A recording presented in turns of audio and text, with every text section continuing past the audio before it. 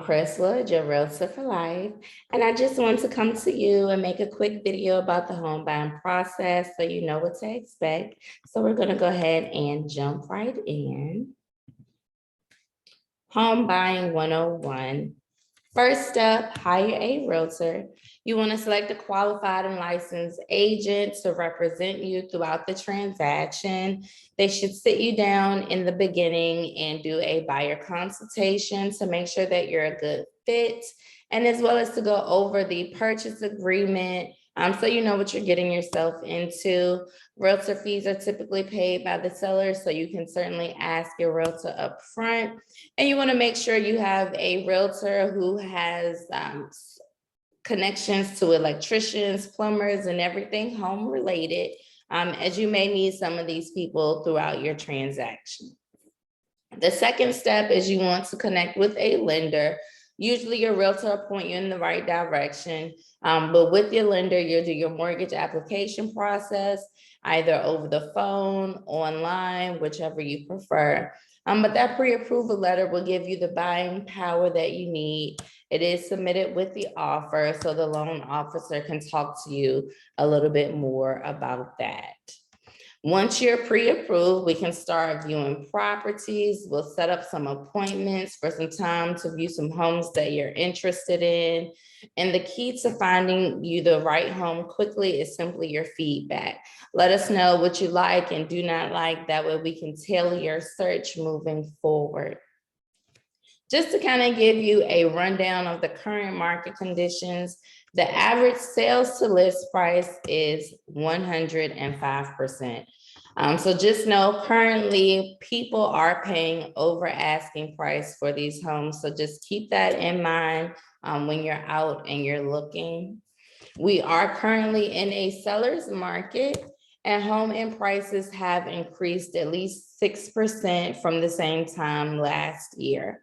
So just keep those things in mind when you are out looking for a home. Once you find something that you're interested in, we'll go ahead and submit an offer. We'll go through the entire contract during the buyer consultation, because we generally use electronic signatures. So we'll send it to your phone, laptop, your tablet, whatever you may have, and you'll sign it that way.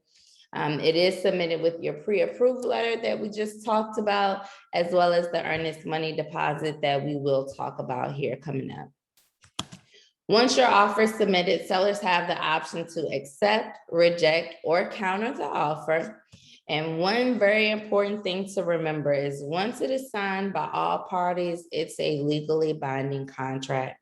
So make sure that you're for sure before you sign anything, and make sure that you understand everything before you sign it. If you're not sure, you can ask your realtor. You can even ask an attorney, but we want to make sure that you're comfortable with everything. So about that earnest money deposit, that's going to be a check or certified funds submitted with your offer, just to let the sellers know that you are very serious and interested about buying their home.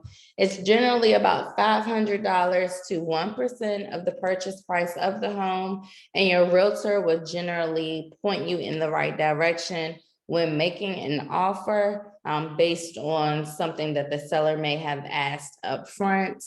So they'll let you know what you can expect. And that is written to the title company or the attorney. They'll hold that in escrow and put it towards your closing costs on closing day. Once we get through that, we have the inspection, the whole house inspection. Check out your electrical, your plumbing, roof, and major systems, just to make sure everything's up and running. It is based on the square footage of your home, so it can range between $400 and $500. You can do additional inspections like a chimney inspection or a pool inspection if you like. They are optional, but just keep in mind that they are the buyer's responsibility. Inspections are for major items only, so they will not cover cosmetic defects. And currently, a lot of homes are being sold as is, so the inspections are then for informational only purposes, but we'll go over that with each offer because again, each transaction is different. Once we clear up with the inspection, the appraisal is ordered by the lender, and that is another expense to the buyer. It can be up to $600 depending on what type of loan and everything that you're doing. And that's paid before the appraisal is done. The appraiser actually just reassesses the property value to make sure that you are not overpaying for the property. And I know it sounds like a lot, but once we clear all of those contingencies, we're ready for our final walkthrough and we're ready to get ready to close. So we do our final walkthrough 24 to 72 hours prior to closing. You'll receive your final closing documents and go over exactly how much to bring to the closing table, so you know all of that up front. The seller signs all of their documents prior to closing, and closing is generally held at the title company or attorney's office. You pay any remaining balance minus the deposit that you have already submitted, and you sign all of your loan paperwork there. And then you get the keys. So you actually take possession of the property basically at the closing table. You can go ahead and move right in thereafter. If you have any questions, all of my information is here. Feel free to call or text me at 804-299-0252. You can email me, visit my website for more information.